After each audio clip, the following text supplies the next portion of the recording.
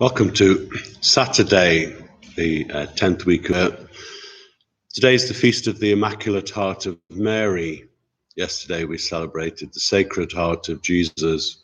The two feasts go very much hand in hand, as does anything to do with Jesus is hand in hand with Mary, his mother, and vice versa, very specially the other way around. Anything to do with Mary cannot be done in separation from her son Jesus. The gospel for today is the finding of Jesus in the temple. Jesus, as a 12-year-old child, was guilty really only of one thing, not seeing the bigger picture. He was focused on what he wanted to do, as is often the case with children. It's not that they're doing things wrong or they're not considerate. Sometimes it is, but certainly in this case, it's not. He just didn't see the bigger picture, that his parents would worry if they couldn't find him. Many people have had that experience, either losing a child, really sadly, or of thinking that they had lost a child. It causes unbelievable panic. And the end of the gospel tells us that Mary treasured these things in her heart. Tells us really about two things. She treasured what is this child, or whose child. She knew Jesus was special. Well, everything surrounding his birth, pretty well everything about him, his conception, everything about him was unusual, was special. This is just another example. This is a very, very special person, a very, very special child. It also tells us that Jesus went with them, Mary and Joseph, and lived under their authority.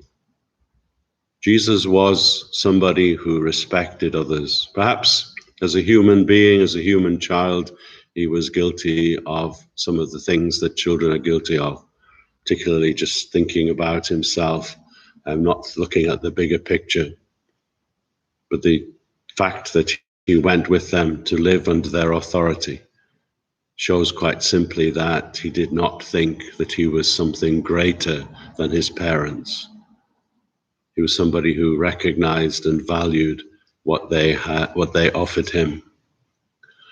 Our first reading is the ferial reading, the reading for the 10th week of the year from the second letter of St. Paul to the Corinthians. It talks about the perfect love of God.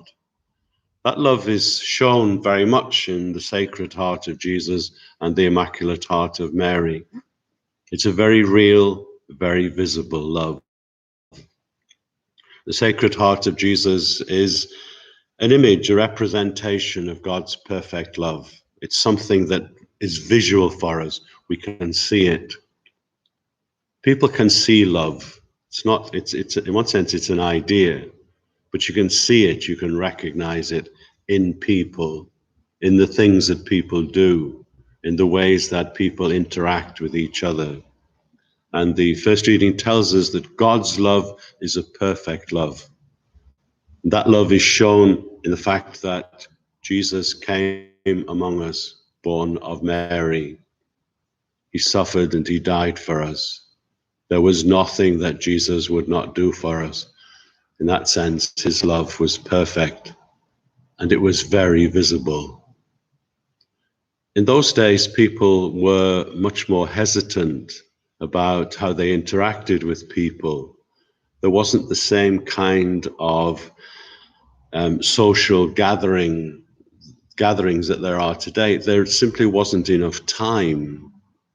People were very, very involved in their lives. If you look back just a couple of generations before the days of automatic washing machines, or before the days of the twin tub washing machine, which was thought of as being a magnificent invention, people spent the whole of a day. Monday was usually the washing day. The whole of the day doing washing. That takes no time. I've just done mine today, put it in, 40 minutes later, took it out, put it on the line, I'll pick it back up again later on.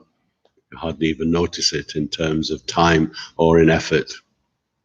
People didn't have the luxury of spending time with people, but Jesus did, not because he was somebody who didn't have responsibilities, because he recognized what was really important. It's very easy, in fact, it's difficult not for people to become very much concerned with their own lives, with their own existence, indeed, with their own survival, certainly in those days. Jesus wasn't interested in himself, wasn't interested in his own survival. He was interested in improving the lives of others, of spending time with people, spending time with children. Children had a very hard life in those days, primarily because they were just ignored most of the time. People didn't spend time with them as people are able to spend time with children today, although sadly that's one of the things that we're beginning to lose with the availability of entertainment, television and computers in particular. People spend less time with children today. We need to spend time with people because that's what Jesus did. Even though it was a difficult life, and I'm quite sure that his life lived with Mary and Joseph and latterly with Mary was a hard life. How it was that he was able to leave that behind and go as a wandering preacher, nobody really knows. But it came the point where he was concerned about other people and not about himself. It wasn't about personal survival. It was about lifting up the lives of others. Mary did that herself. She lifted up the lives of others. She brought great joy and blessing into the lives of other people. She particularly said yes, not thinking about herself, but thinking about what God wanted her to do, because she had a heart of love. She had a heart the same as Jesus, the Sacred Heart of Jesus, the Immaculate, the unsinning, the perfect heart of Mary, a heart of generosity, a heart reaching out to others, because she knew the full extent of how God loves each one of us.